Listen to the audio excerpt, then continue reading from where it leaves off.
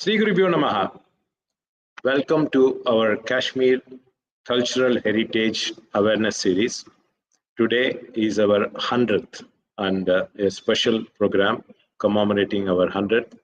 And we have the pleasure of having Vice Chancellor Raj Nehru. And I'll give you a briefing about that soon. Before we commence our program, as always, we will begin with our prayer by Shri Pennathur Ashok Subramaniam. Ashok? Yes. Yes, Ashok, you're here. Okay, I'll just give a brief before you start.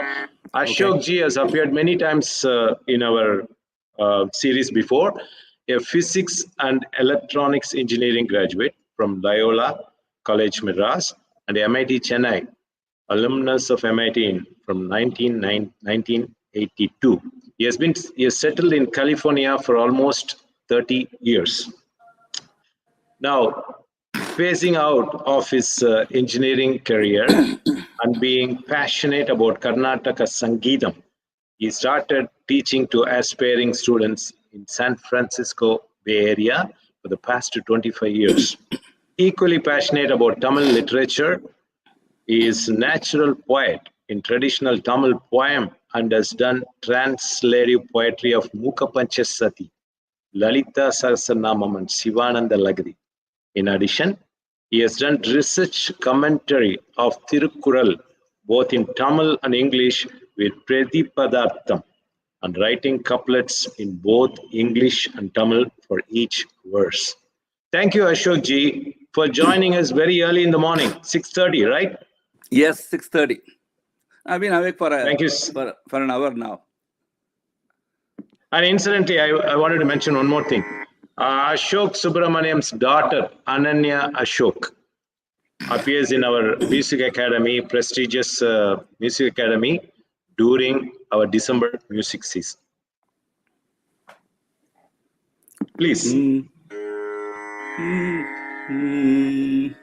Karana Parachitrupa Kachi Purasimni Kama Pitakada Kachana Viharati Karuna Kashmirastapagam Komalagalata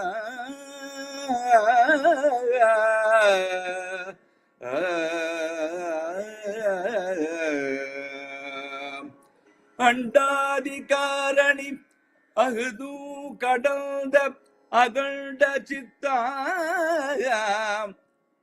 Vildu Solavunna Kali Udayal Viyakum Arutkanninal Kanchi Karunayal Kamiram Kan Kirusan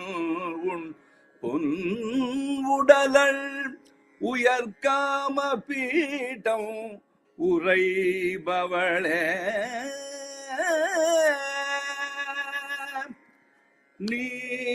Nirajakshi Kamakshi Nirata Chikure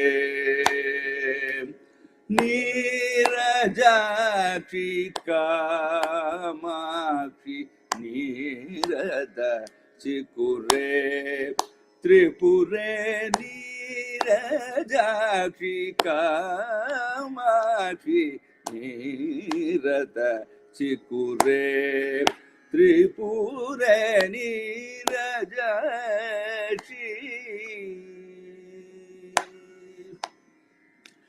Sharadaramanayane Sarasa Chaudranane Sharadaramanayane Sarasa Chaudranane Varijapade Varade Tarayamam Tatvapade Varijapade Varade Tarayamam Tatvapade Nirajakshi Kamakshi ನೀರದ ಚಿಕ್ಕುರೆ Tripura Neerajakshi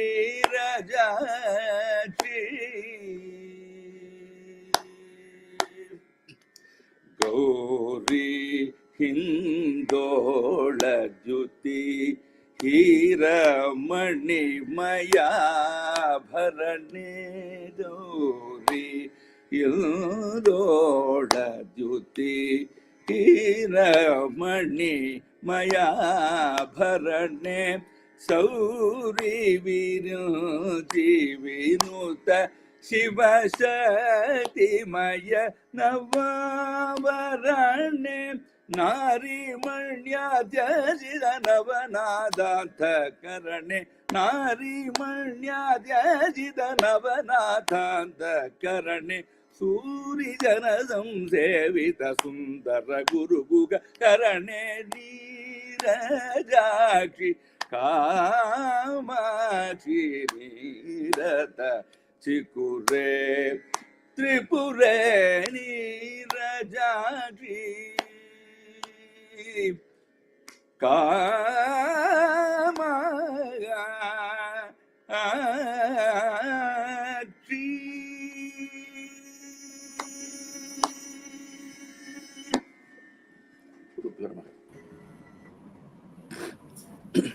Thank you, Ashok ji.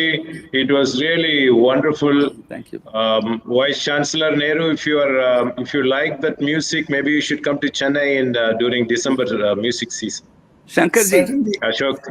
Shankarji, the first slokam is the very first slokam of Arya Sadakam in Mukha Pajasati, and following verse was my translative verse of the same in Tamil. Oh, that's what I mentioned in the brief. Oh, that is very nice. I could hear a couple of words that I could understand. One was Chidrupini. Another was a word which was about Sharada. Yes. And Kashmir. Yes. So I could connect these words when you were using them in the prayers. Thank you. Thank you, sir. Thank you so much, Ashok ji. You can stay tuned and watch the program. Yes. And keep joining us for prayer. And you have a lot more to offer. Definitely, Shankarji. Thank you, Raj sir. Thank you. Thank you, Vice Chancellor. I just want to give a brief. Then, before I hand over to you, we want to thank Shri Kanchi Math for our ongoing initiative that was started almost 3 years ago on August 15, 2021. And offer our namaskaram to His Holiness Sri Shankara Vijayendra Saraswati Swamigal. Kanchi Math has always been in the forefront, modestly working with the sole aim of national integration, spiritual enlightenment, and preserving the uniqueness of Kashmir, as Kashmir is our cultural heritage. We now have regular interactions with Kashmiri Pandits, more temple yatras being planned, and which are a big part of Kashmir visits. During our visit, we find very friendly Kashmiris, and some even speaking Tamil and also Tamil songs. We are delighted having Vice Chancellor Dr. Raj Nehru for our today's program, that is 100th. Vice Chancellor Dr. Nehru already appeared in our series a few times.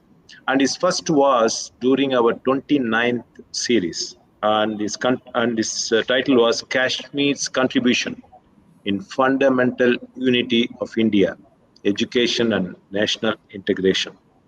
Some of you can, if you have not watched, it's better to go through and watch some of these, which are like foundation courses to understand Kashmir.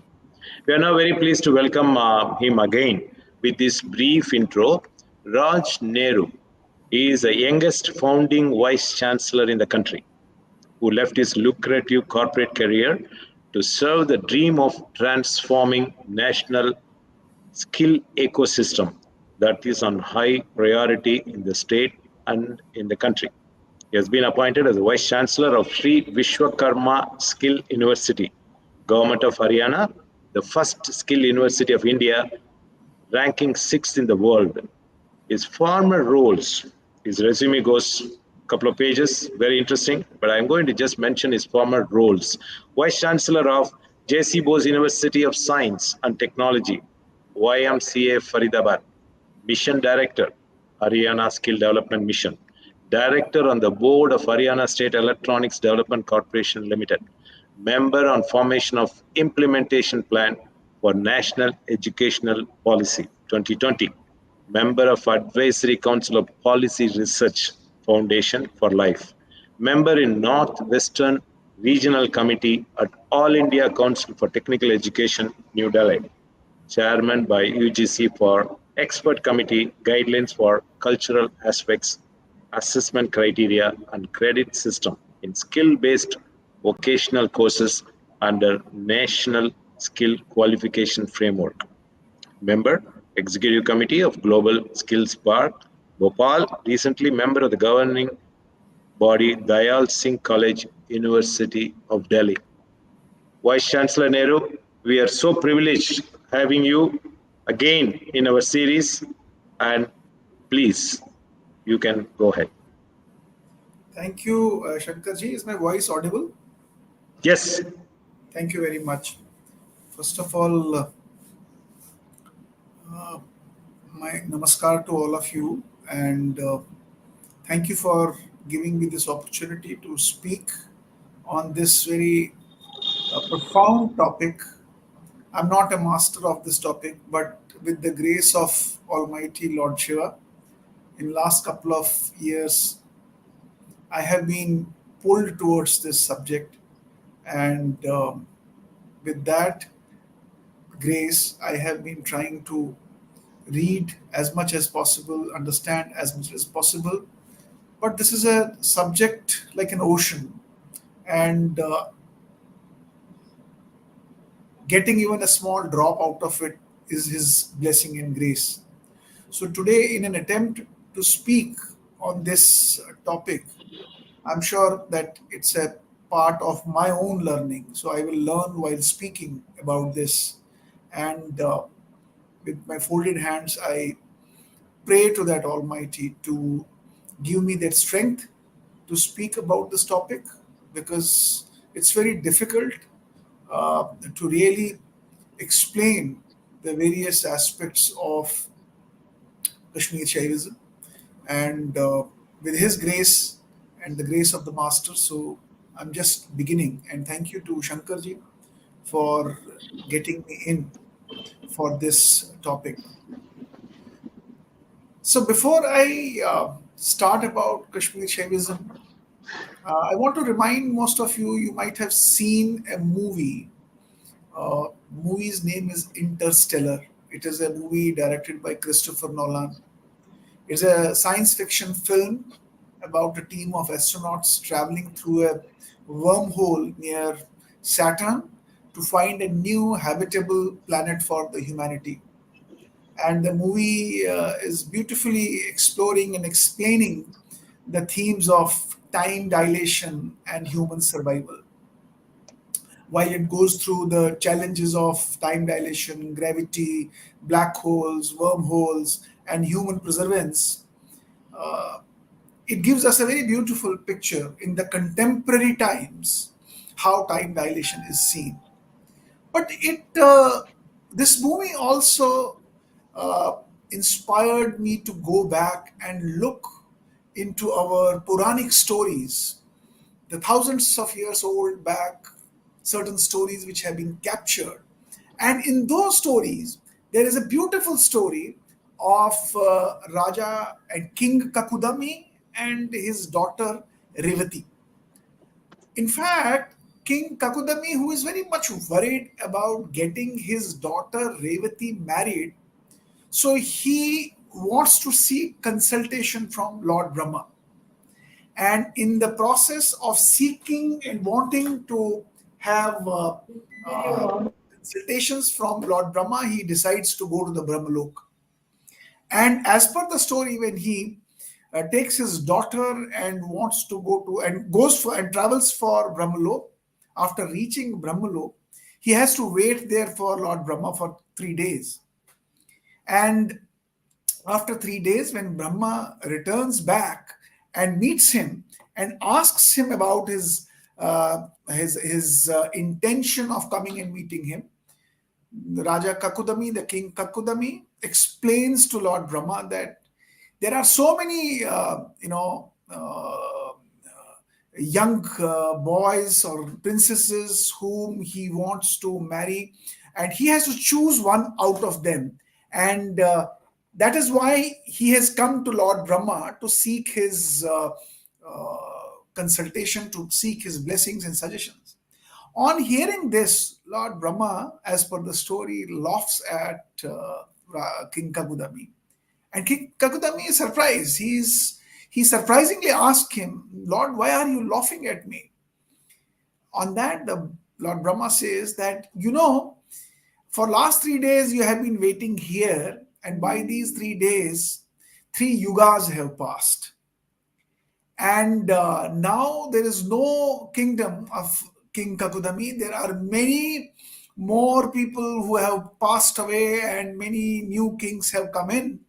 And this story is also like an interstellar movie, which gives us profound insights about the nature of time, human perseverance, and impermanence of worldly affairs.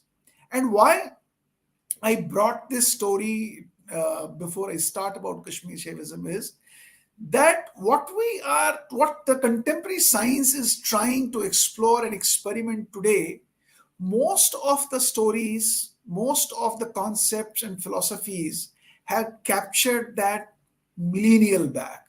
And Kashmir Shaivism is one such philosophy that has been, that has talked about certain concepts and philosophies that today contemporary science, which is metaphysics, quantum physics, and quantum mechanics, is trying to deal with. So while the Interstellar talked about the wormholes, and the wormhole, which in the contemporary science is a theoretical passage through space-time that creates shortcuts for long journeys across the universe, because there is not only one universe, there are many universes. If you read Tantra Loka by Acharya Abhinav Gupta, he explains in Tantra Loka that through his meditative powers, he has been able to see more than 112 universes. So this vision symbolizes the vastness of the diversity of existence within the realm of the overall design that the nature has created for us. I also want you to take a few minutes and explain and connect you with another experiment. Very recently, most of you might have read about it. This is called double slit experiment.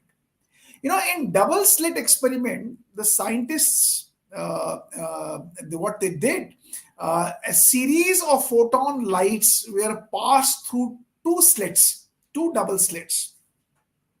And as they passed the series of photon lights, they were fired at a solid plate that was behind those two slits.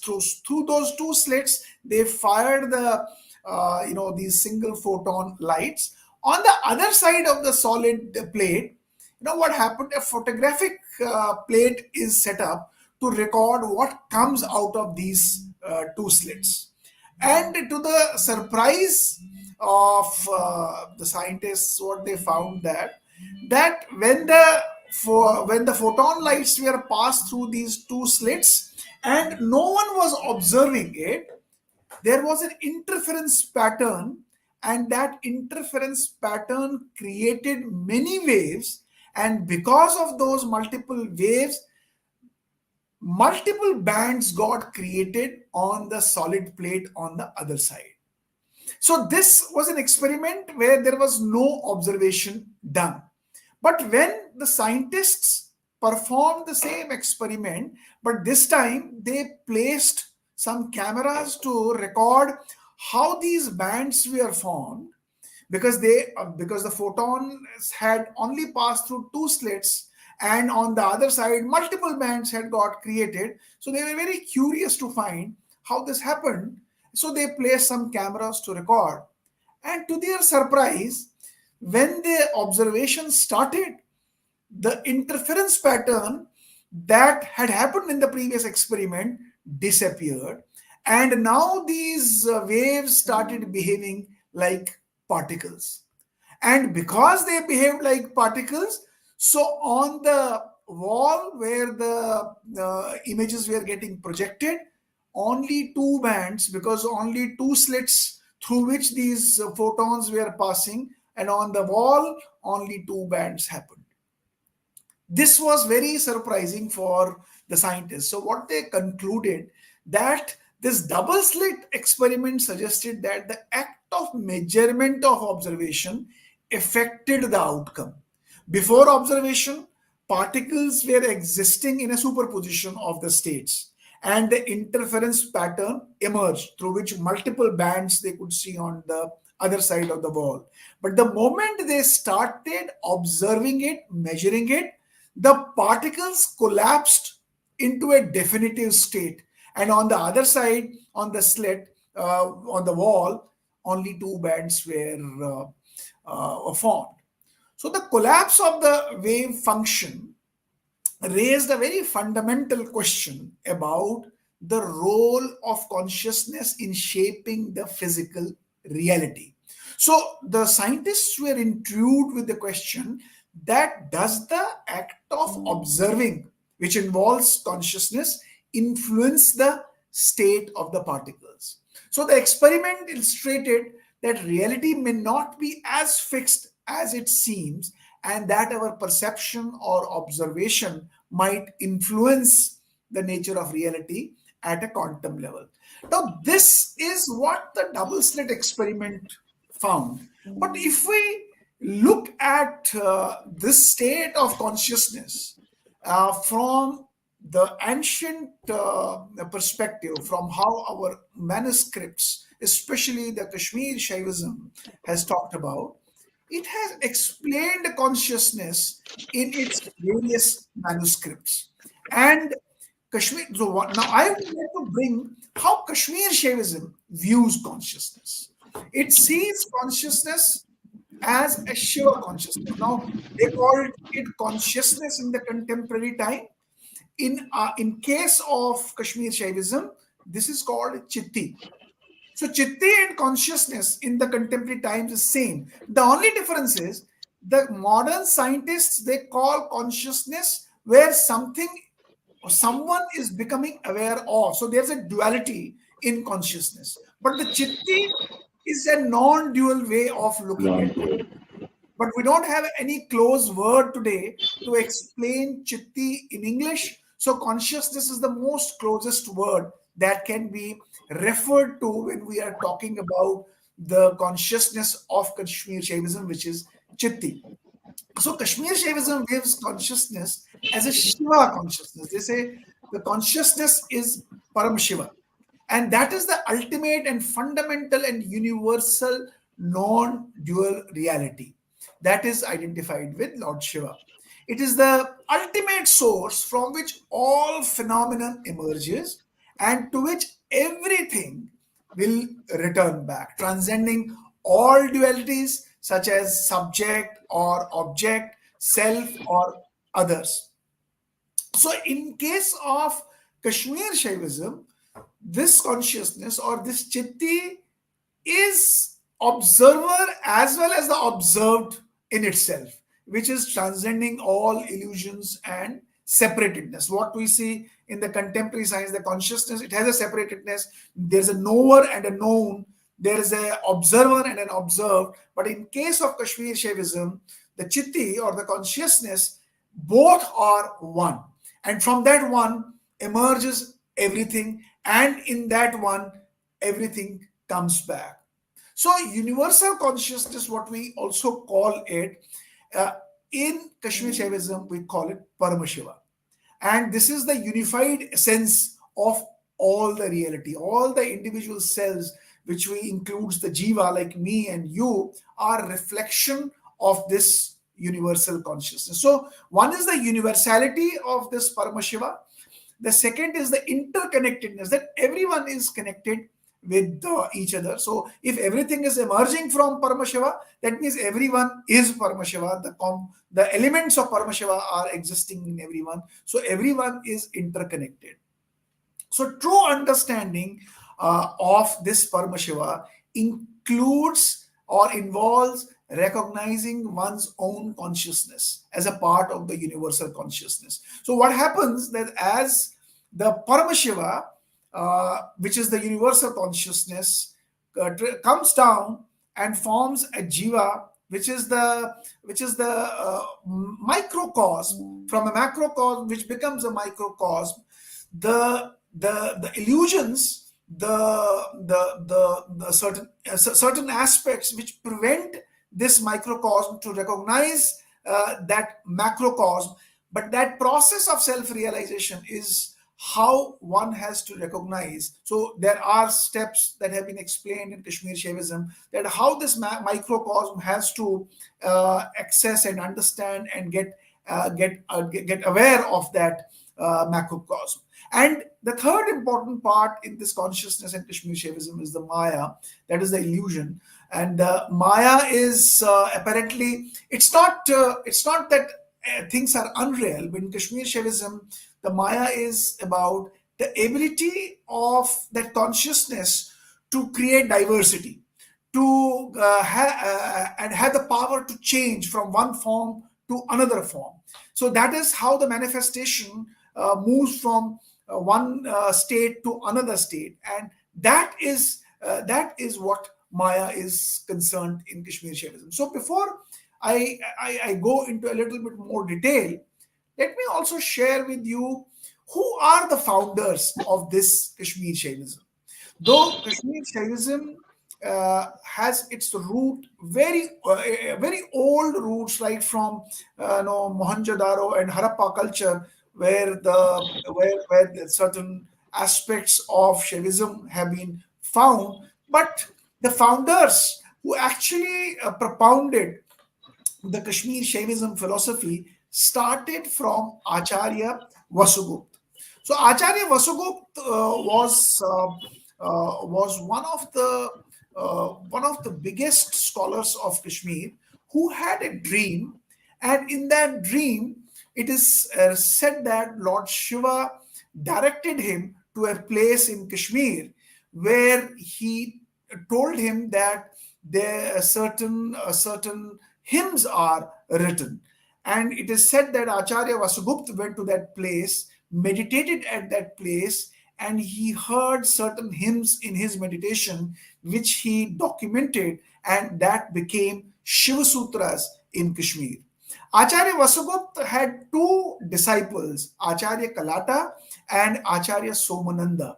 And this is where Acharya Kalata started the Spanda school and Acharya Somananda started the Pratibhignya school. So I'll talk about them in a little more time after this. So Acharya Somananda had another disciple. His name was Acharya Utpaldev. Acharya Utpaldev also did a lot of work on Pratibhignya philosophy, and he had a very renowned scholar as his disciple, who after some years became the biggest polymath of Kashmir, biggest philosopher, scholar, musician, the person who wrote Dhvani Loka, Tantra Loka, the Acharya Abhinav Gupta.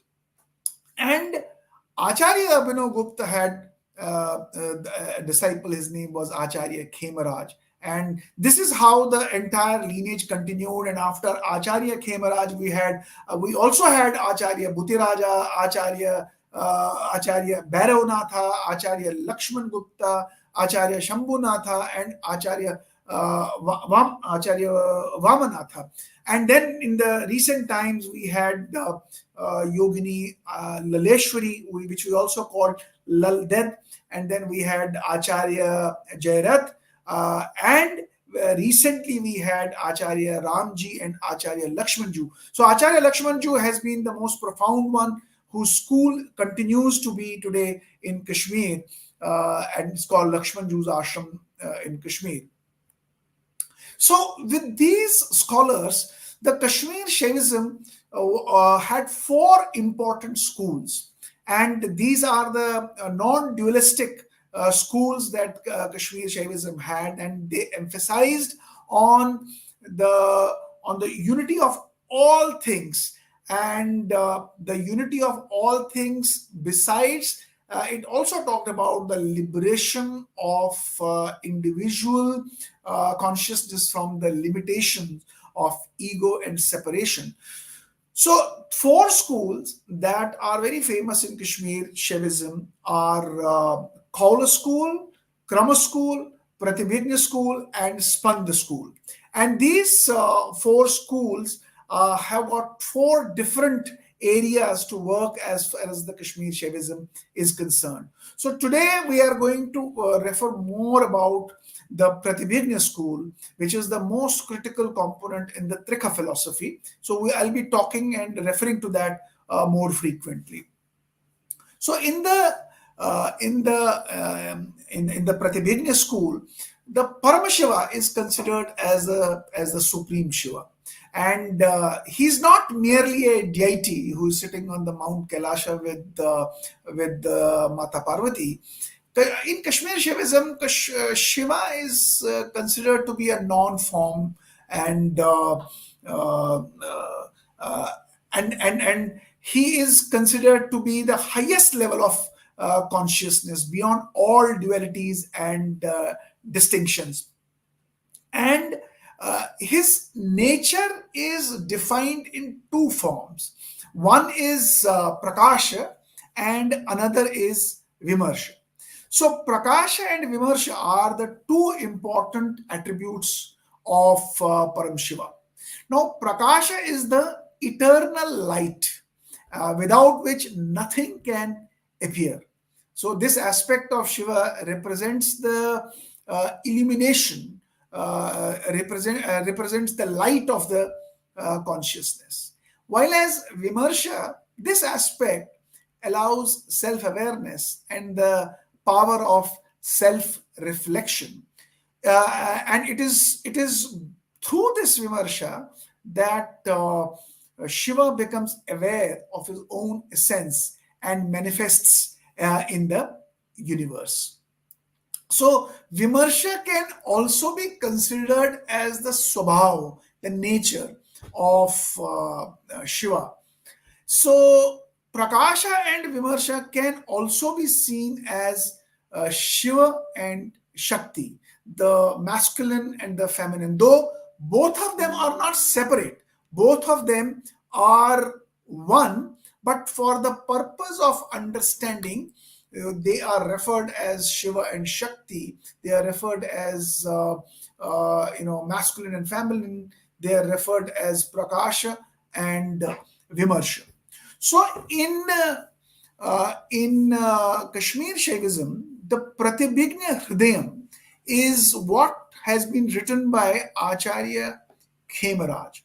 And in that manuscript, the first shloka is about, it talks about Chitti Swatantra Vishwasiddhi Hetu.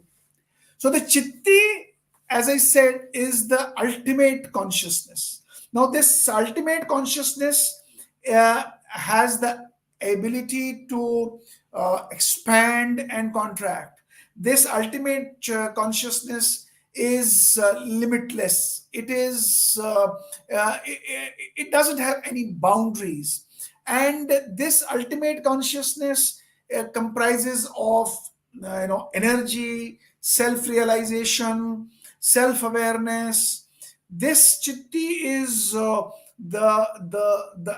luminosity of that ultimate power that we call Param Shiva. So Acharya Khemaraj writes in his Pratibhigna Hridayam, Chitti Swatantra Vishwasiddhi Hetu. He says that Chitti, which is the ultimate consciousness from which Prakasha and Vimarsha emerges, which is the substratum of all manifestation, this chitti is swatantra. Swatantra means it is free. It is autonomous. It is not dependent on anyone. Like, for example, we are independent, but we are still dependent for getting air, for getting food, for getting a house, for getting salary, for getting clothes, for getting love and care from someone.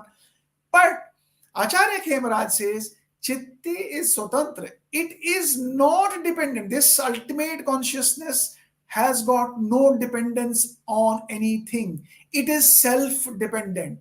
It has power within itself. It creates power within itself. It disseminates that power, and it just brings back that power back into itself. So chitti swatantra vishwasiddhi hetu means this ultimate consciousness is free and autonomous, and vishwasiddhi, its job through the joy is to create vishwasiddhi. Now, what is vishwasiddhi? Vishwasiddhi is the Shiva's role, Paramashiva's role. Now, he has got 5 krityas, which we call panchakritya. Now, what are those panchakrityas of Shiva? The panchakritya is that Shiva has the power of creation, power of sustenance, and power of dissolution. Means, for example, the simplest example is something is born, something is maintained, and then the same dies and aligns back with the nature. So this is called Srishti, Sthiti, and Samhar. Means creation, sustenance, and dissolution. So these are the 3 important krityas of Shiva. But there are 2 more krityas. So one kritya is the power of concealment. That's called Tirodhana Shakti. Like we have the Shrishti Shakti, Sthiti Shakti, and Samhar Shakti. The ultimate consciousness has also the Tirodhana Shakti, which is called the Shakti of concealment, hiding everything, and then Shakti of Anugraha, which is revealing, power of blessing. So, in the process of creation, sustenance, and dissolution, it has the power to hide and power to reveal. Now, these panchakrityas are a part of that universal consciousness where Shiva or ultimate consciousness or Paramashiva performs these 5 panchakrityas. The Kashmir Shaivism talks about that the Paramashiva descends, and that descension happens through this process of creation. But that descension through the process of creation happens through certain tattvas. And in Kashmir Shaivism, there are 36 tattvas through which Paramashiva descends on the earth. From the Shiva tattva to Prithvi tattva, there are 36 tattvas, and these are the fundamental principles or the elements of creation of Paramashiva. And this is a continuum from Paramashiva to the Prithvi element. This is a complete continuum in which the consciousness experience can be experienced. So these 36 tattvas are in a descending order, and these are different stages of creation from Paramashiva to the Jiva, which is at the last point of earth level, the Prithvi level. So this 36 tattvas are also considered as the framework of universe and spiritual evolution. And from the more subtle and from the more spiritual past to the most grossest part, that is the material part, that is the Prithvi tattva, from that spiritual tattva, from the Shiva tattva, from that more subtle tattva, it comes down to the grossest tattva, that is the material tattva. And from that highest level of realization, it comes down to that lowest level of realization. So these 36 tattvas I would like to just explain these tattvas. So these tattvas are also divided into three forms. One is the pure Shuddha form, another is Shuddha Ashuddha form, and then the third one is Ashuddha form. So what is Shuddha form? The Shuddha form is when Paramashiva is still in in its ultimate consciousness state, but he has not yet started revealing it to the material world. But in those levels, the Shuddha Tattvas, there are five tattvas. One is Shiv Tattva, Shakti Tattva, Sadashiv Tattva, Ishwar Tattva, and Vidya Tattva. Now, these are the Shuddha forms of Paramashiva. Now, these five tattvas have got five different traits associated with it, which I will explain a little bit later. The second level is the Shuddha Ashuddha Tattva, which is Maya and Purusha. Maya has got five kanchuks, five coverings, five shields, five jackets along with it. So Maya and Purusha, these are the Ashuddha Tattvas. And after Maya and Purusha, there is Prakriti, Antakaran, Gyanendriya, Karmendriya, Tanmatra, and Panchabhutas. So these rest of the items are called Ashuddha Tattvas. So what happens is that at the Shuddha Star, at the Paramatma, at the Shiva Tattva, the Supreme Consciousness is the ultimate reality beyond time, space, and the source and essence of all existence, transcending attributes at that level. So that is the Shiva Tattva, where the Shiva is the ultimate consciousness part, and the Shakti is the second Tattva, which is the power to manifest that awareness of Shiva.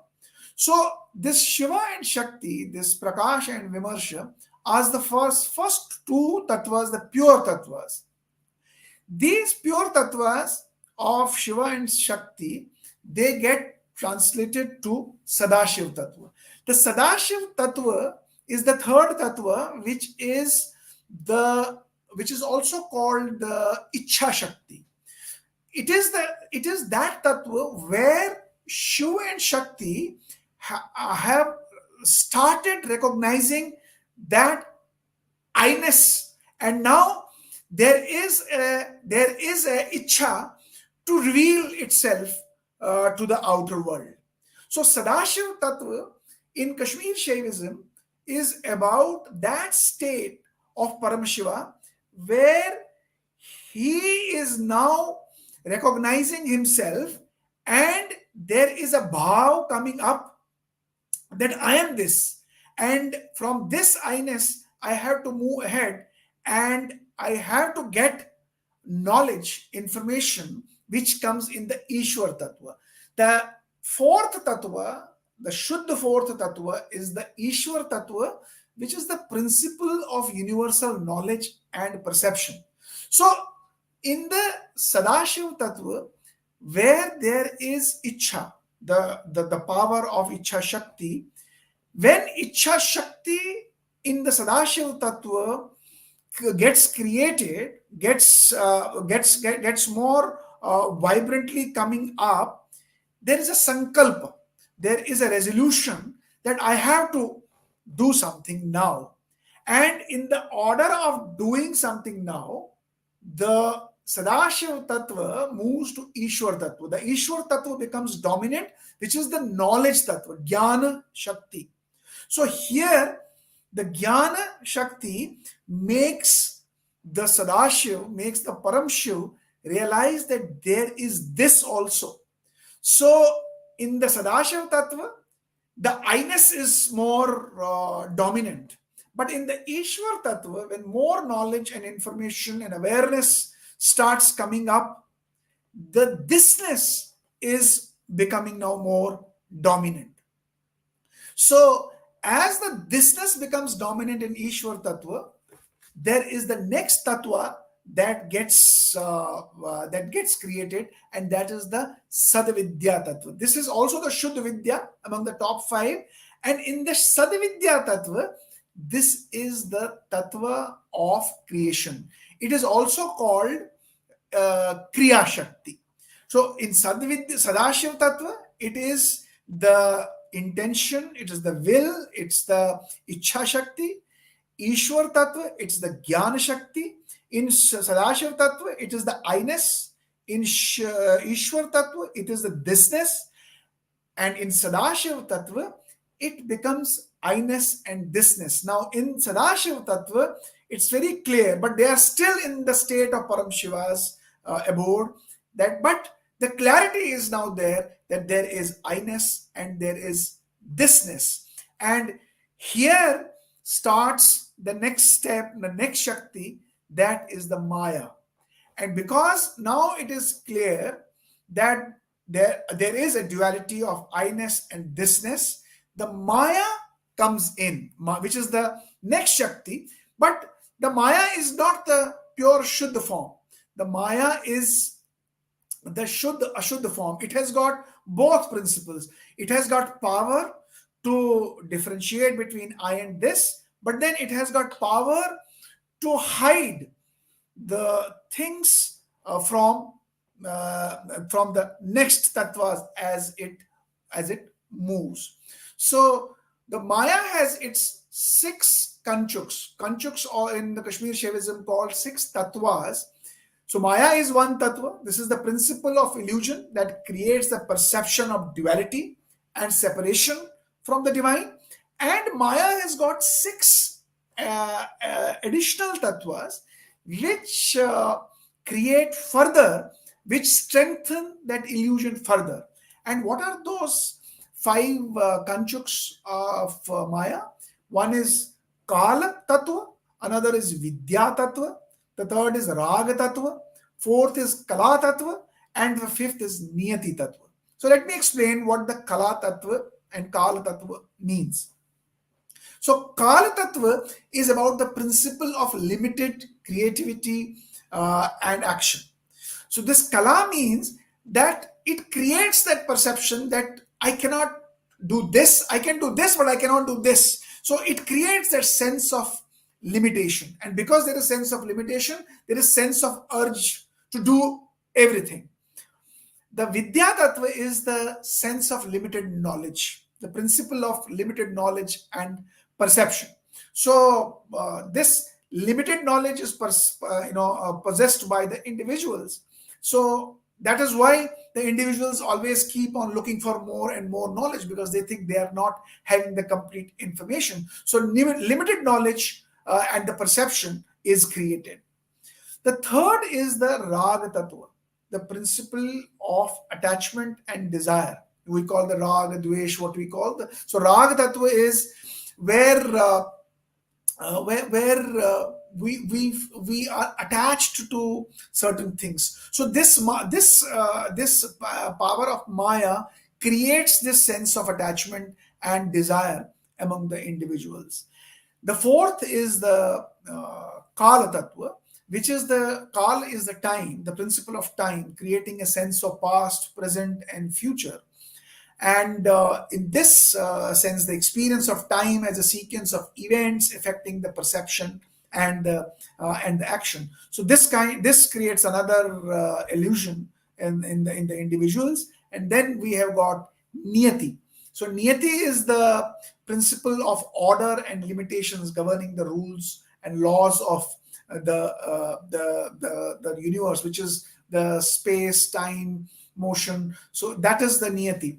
So this Maya and these 5 kanchuks, they create a sense of separation, and they create a veil between what we saw the Param Shiva's 5 powers, which is which is Shiv Shakti, Shiv and Shakti, and then Ichha Shakti, and then Jnana Shakti, and then Kriya Shakti. So these are the 5 powers of Shiva, and this is actually the ultimate consciousness and its traits. But when the Maya comes in, and this Maya and these 5 Kanchuks, they create a layer of illusion. They create a veil, and that veil prevents an individual to actually see through them that he or she is ultimately the Shiva. So Shiva is descending down, and in the process of descending, it goes through the Maya, and because it goes through the Maya, it becomes contracted.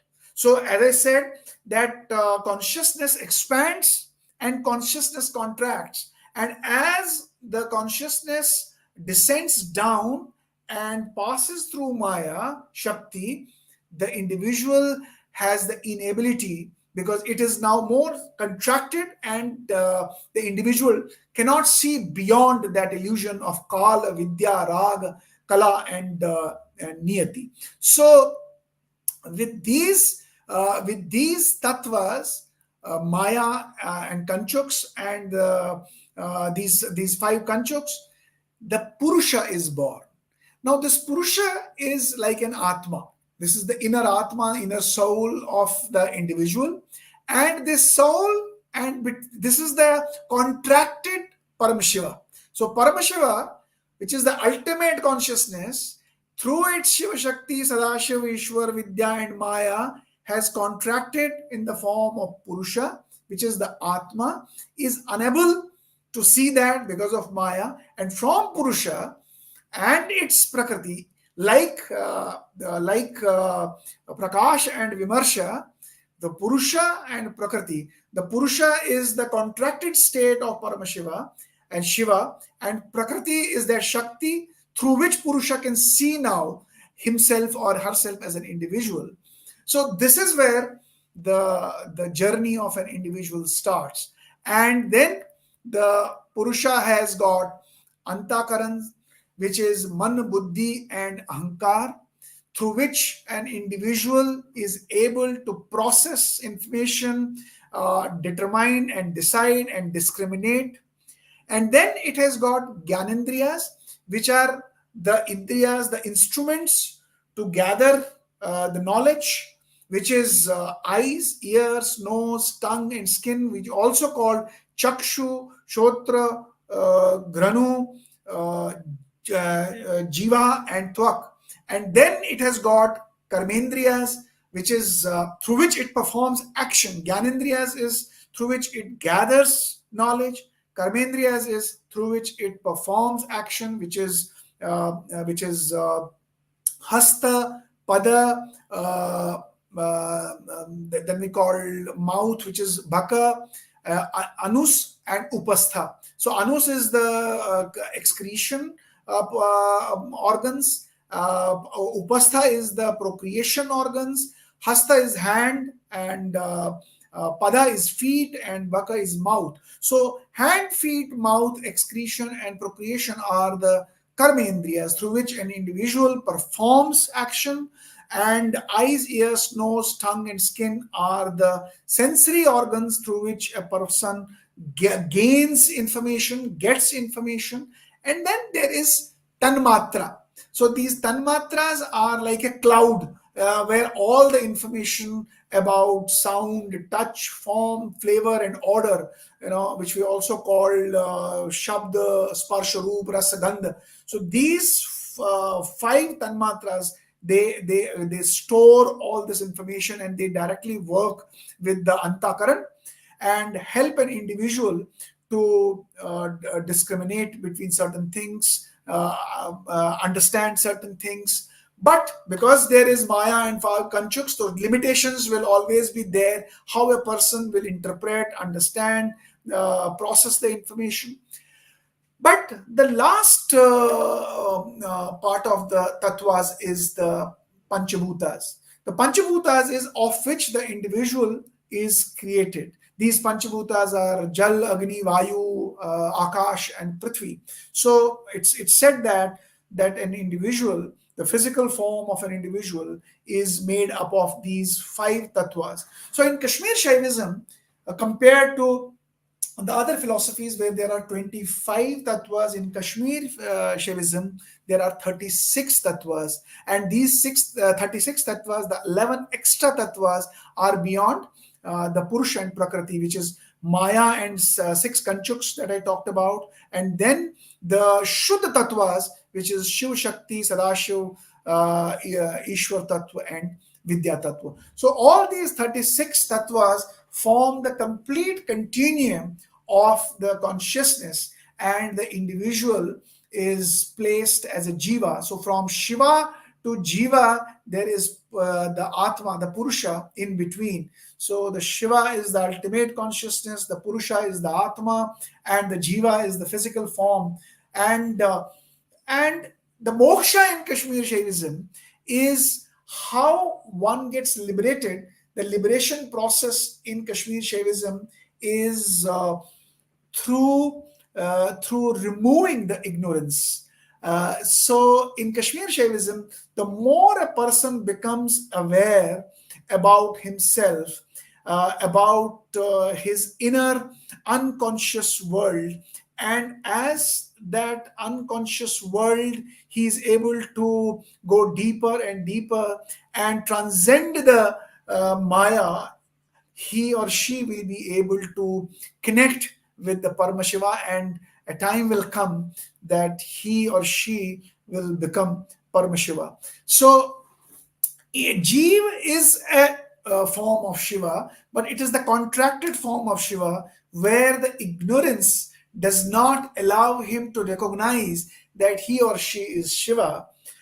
But as the process of unfoldment happens, there are certain steps in Kashmir Shaivism that are talked about, and these are in the form of upayas. So in Kashmir Shaivism, the method of self-realization. So self-realization is very important for moksha. The more one becomes realized, the more one gets closer to Paramashiva. And as a person becomes completely closer to his realization, ultimate realization, the individual becomes Paramashiva himself. And that is the state of moksha. In Kashmir Shaivism, also the moksha doesn't require one to shun the family life, to shun the personal life. A person doesn't need to, tyag his family or take a sannyas. In Kashmir Shaivism, moksha can be attained while being at work, while you are at profession, while you are at home, while you are working, while you are doing your business. You can do anything in your life, but yet you can have the process of self-realization through those upayas, and those upayas can help an individual to liberate and become more aware and get connected to Shiva. So what are those 4 upayas? In Kashmir Shaivism, 3 upayas are very important. One is the Anva upaya. So this is the most transactional, most basic upaya, most basic method. And in this method, the individual focuses on the individual effort and the power of action, the Kriya Shakti, the activities. It involves the use of external practices, and the disciples, what they do to purify themselves is they will do regular yoga, they will do meditation exercises, they will do alignment of body and mind. It's the most transactional level, a little bit of mantra, but a little bit of the yogic practices, the basic yogic practices is what is practiced in Anva Upaya. The second higher step is Shakta Upaya. So this Shakta Upaya is a method that involves knowledge. So the more one tries to read about various manuscripts, the more one tries to get more and more knowledge from gurus and from masters.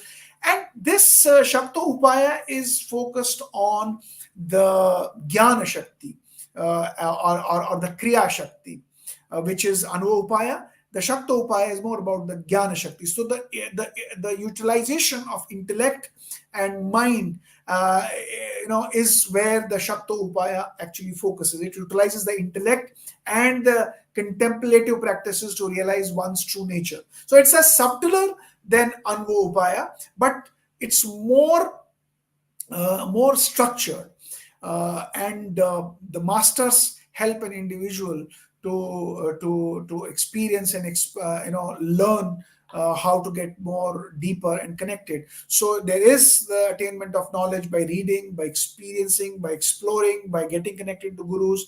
There is the process of performing certain kriyas.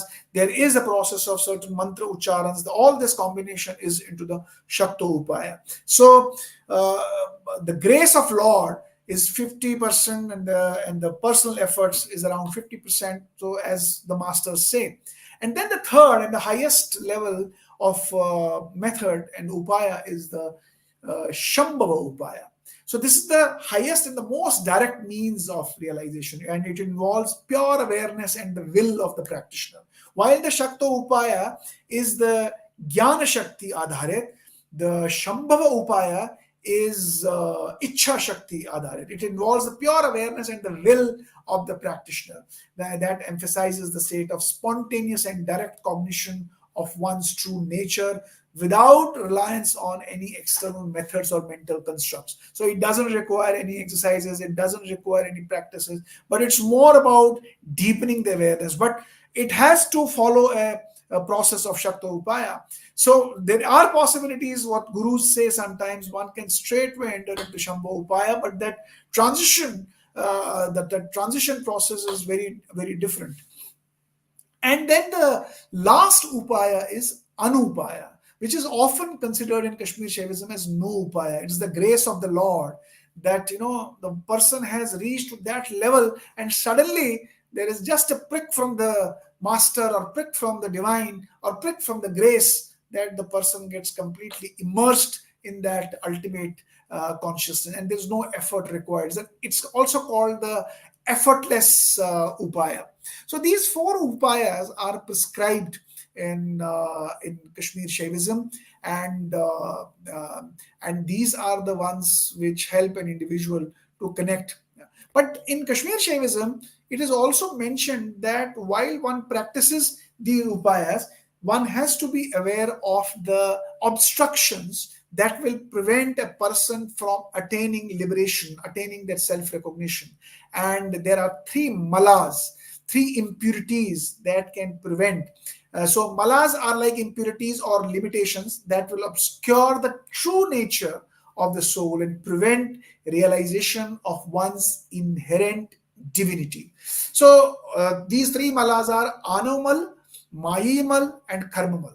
So Anomal is the impurity or limitation that is created or that creates a sense of individuality and separatedness from universal consciousness. The Mayimal arises from the power of Maya, the principle of illusion that gives rise to perception of diversity and multiplicity in this universe. And the third is Karmamal. It is the impurity that is related to the actions and their consequences. And this Mayimal binds individuals to a cycle of karma, where actions lead to the corresponding reactions, creating bondage and limiting the freedom. So this Anvamal, Mayimal, and Karmamal are the barriers to self-realization. And one has to recognize and work on these barriers. There is very important, beautiful philosophy of Matrika also mentioned in Kashmir Shaivism. And Matrika Shakti in Kashmir Shaivism is the power of words. And in Kashmir Shaivism, Matrika is considered as, or Kashmir Shaivism says that the universe is created and sustained by the vibrations of sound embodied in the form of Matrika, or the Matrika is also called the mother, like a, e, e, u, a, I, o, ah. So these words are considered to be very powerful.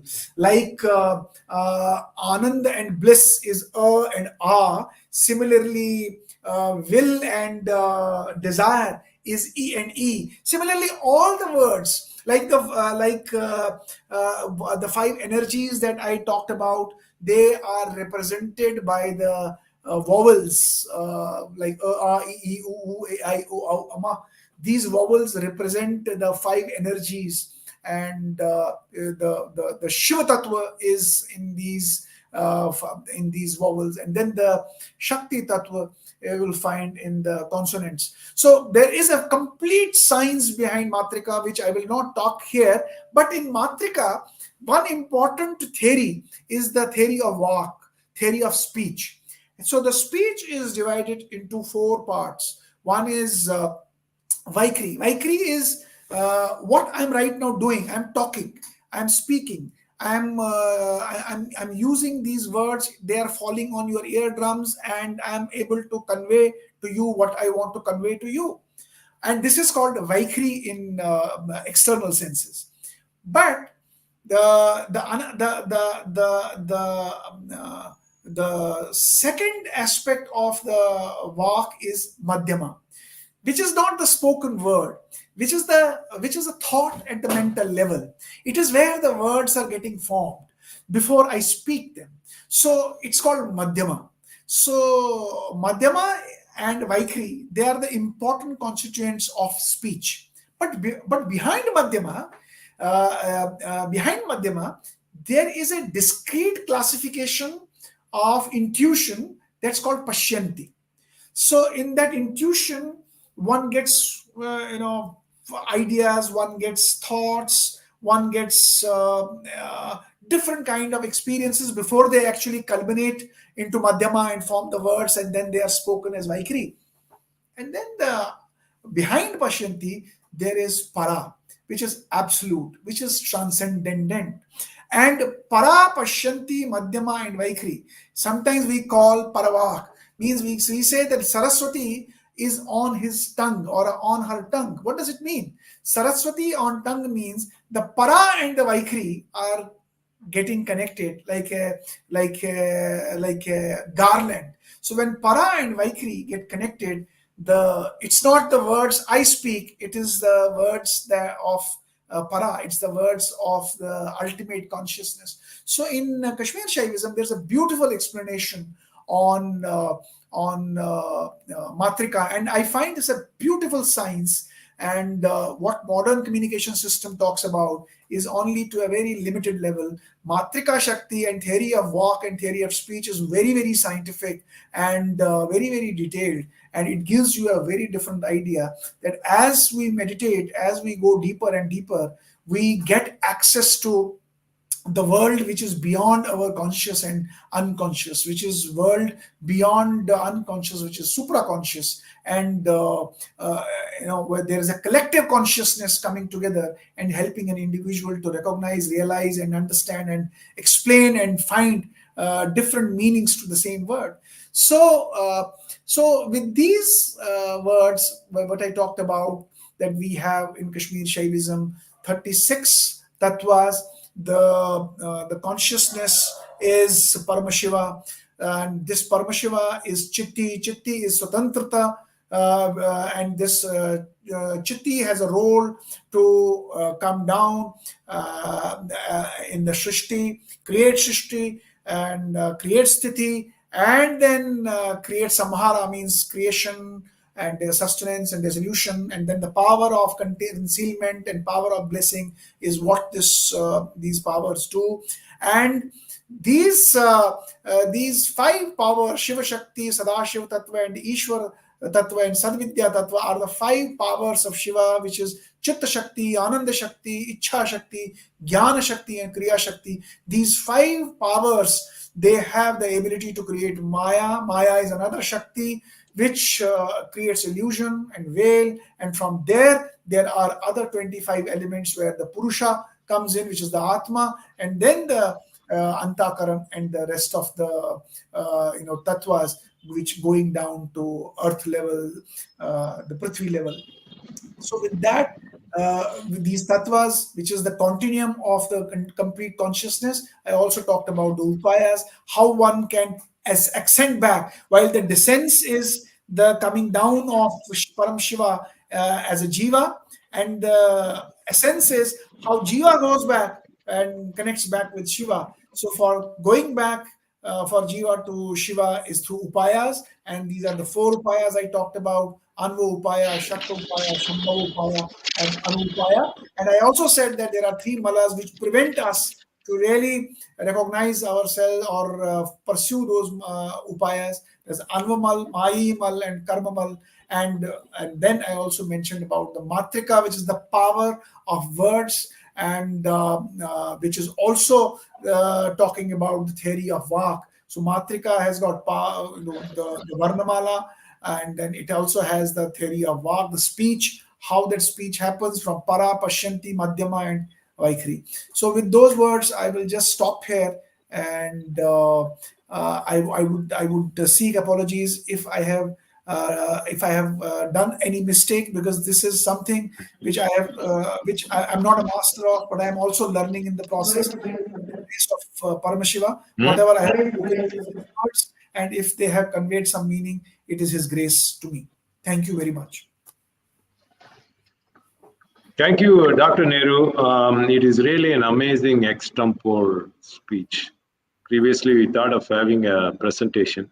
I think focus would not have been there in the presentation than your extempore speech. It looks like each one of these 36 tattvas and many subtitles you talked about, they themselves could be a separate presentation by you later on, especially on Vak.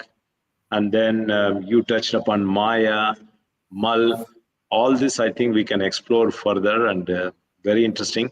Now we also got, as mentioned earlier, Anugraha Bhashanam by His Holiness.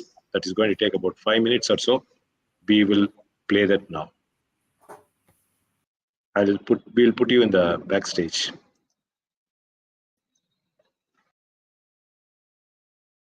शांति, सुरक्षा और प्रगति के लिए जो प्रार्थना और प्रयत्न का काम जो हो रहा है, उसमें 10-12 वर्षों से कांची कामकोटि पीठम के द्वारा श्रीनगर कश्मीर घाटी स्थित श्रीनगर में ज्येष्ठा देवी मंदिर में तथा शंकराचार्य हिल में हवन, अभिषेक, वेदों का पाठ का कार्यक्रम आयोजित हो रहा है। विश्व शांति यज्ञ का कार्यक्रम के द्वारा वहाँ जम्मू कश्मीर में अच्छे सात्विक पर्यावरण का निर्माण हो, वहाँ अनेक प्रकार का रोजगारी या अच्छी विद्या, अच्छे व्यापार, ये सब अच्छे पर्यावरण का माहौल हो, उस दृष्टि से ये कार्यक्रम हो रहा है।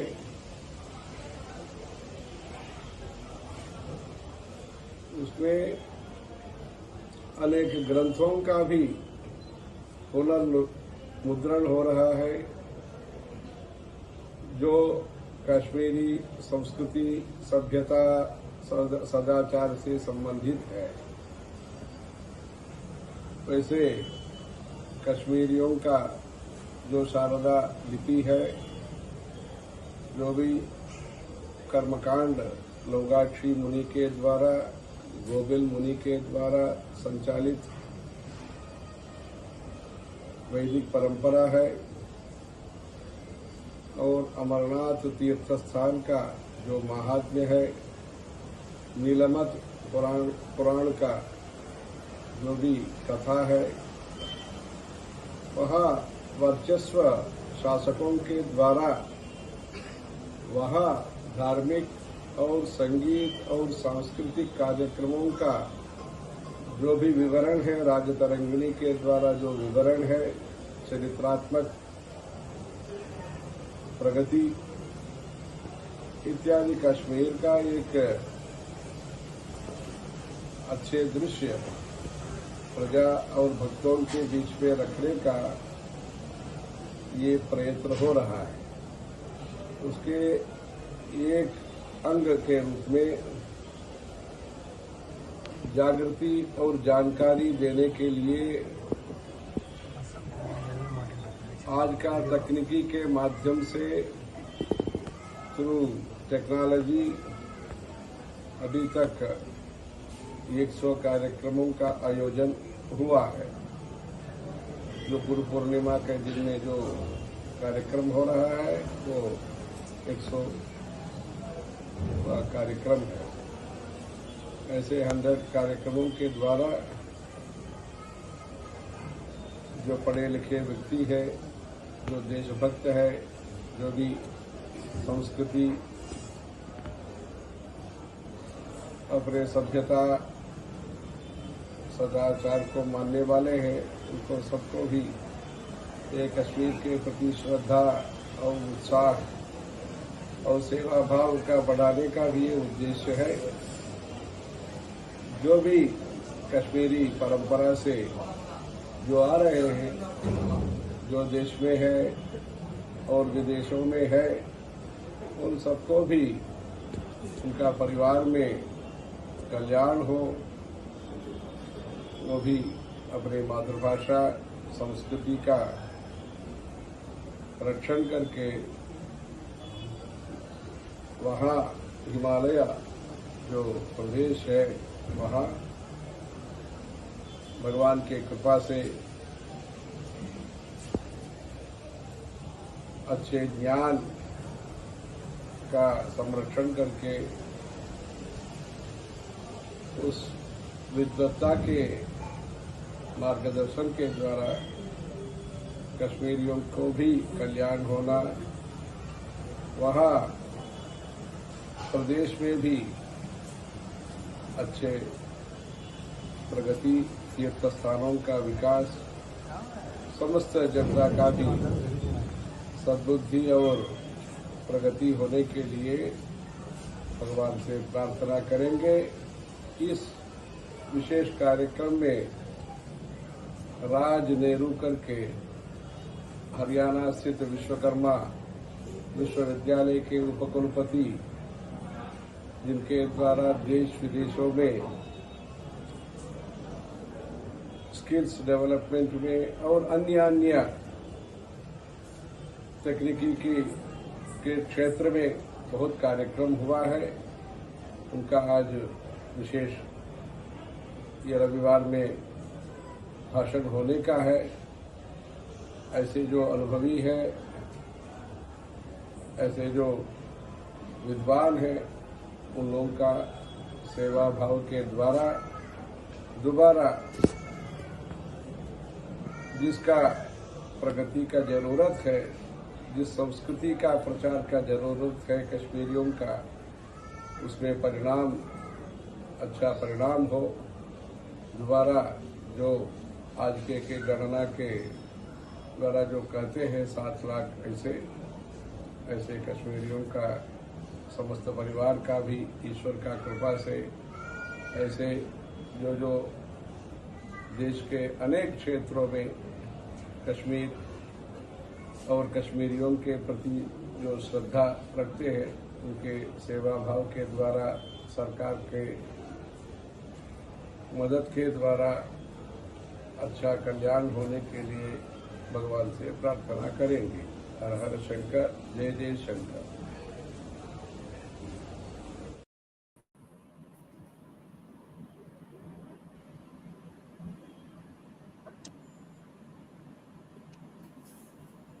So thank you, Dr. Nehru. Finally, I think we are blessed. We happened to get that just in time due to travel and puja and Vyasa puja just commencing from tomorrow. So somehow we got it in the last minute, and you are truly blessed. I think you mentioned your name also towards the end.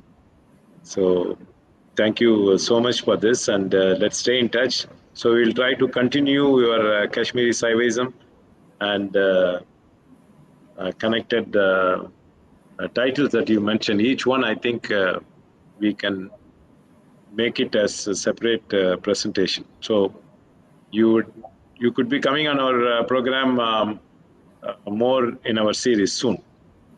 Right, right. Thank you so much. And we will keep that presentation that you made. We can make use of it in the coming ones. Right. Hare Shankara, Jai Jai Shankara. Thank you Jai very Jai much. Shankar, Jai Jai Shankar, Jai Jai Shankar. Thank you, viewers. We want to just thank Kanjimat channels for streaming and for the Anugrah Washroom just in time towards the end. As we mentioned in our flyer, we also would like to thank Dinamalar, India's only leading Tamil newspaper that gives maximum coverage for our Kashmiri series. We have more programs lined up, and incidentally, in the coming month, that is on August 15th, 2023, 24, next month, we will be completing our third year. And we have lined up very important personalities to appear in our program to talk on Kashmir. So we will continue our program, and we look forward to seeing you live or watching it later on in our YouTube collections. Jai Jai Shankara, Hare Shankara.